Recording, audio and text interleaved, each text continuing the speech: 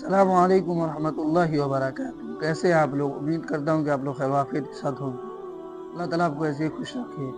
دوستو، آئیے آج جانتے ہیں کہ مؤنث الفاظ پہچاننے کے قاعدے۔ مؤنث الفاظ پہچاننے کے قاعدے آج جانتے ہیں۔ قاعدہ نمبر 1 ہے، دیکھ سکتے ہیں، قاعدہ نمبر 1 ہے کتابوں کے نام مؤنث ہے، یعنی جتنی بھی کتابیں ہیں سب کتابوں کے نام کیا ہے؟ مؤنث ہے، مگر قرآن فرقان مذکر ہیں۔ یہ قرآن اور فرقان مذکر ہے۔ دوسرا قاعدہ کیا ہے؟ اردو میں ایسے اسماء مؤنث شمار ہوتے ہیں جن کے آخر میں شین ما قبل مکسور ہو۔ یہ قاعدہ یاد رکھیں۔ قاعدہ نمبر 2 ہے اردو میں ایسے اسماء مؤنث شمار ہوتے ہیں جن کے آخر میں شین ما قبل مکسور ہو، جیسے سازش، کاوش، کوشش وغیرہ۔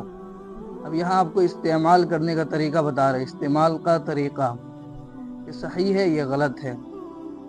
اکثر لوگ یہاں غلطی کرتے ہیں مذکر مؤنث میں۔ صحیح ہے میری کوشش جاری رہے گی، غلط کیا کہتے ہیں؟ میرا کوشش جاری رہے گا، یہ غلط ہے۔ اکثر لوگ یہاں غلطی کرتے ہیں۔ یہ میری چھوٹی سی کاوش ہے، صحیح ہے میری چھوٹی سی کاوش ہے، یہ میرا چھوٹا سا کاوش ہے، یہ غلط ہے، اوپر میں دیا ہوا ہے، غلط ہے۔ آپ سے میری گزارش ہے، آپ سے میری گزارش ہے، یہ صحیح ہے، آپ سے میرا گزارش ہے، یہ غلط ہے۔ میرے خلاف سازش رچی جا رہی ہے، میرے خلاف سازش رچی جا رہی ہے، یہ غلطی یہاں کرتے ہیں، میرے خلاف سازش رچا جا رہا ہے، یہ غلط ہے۔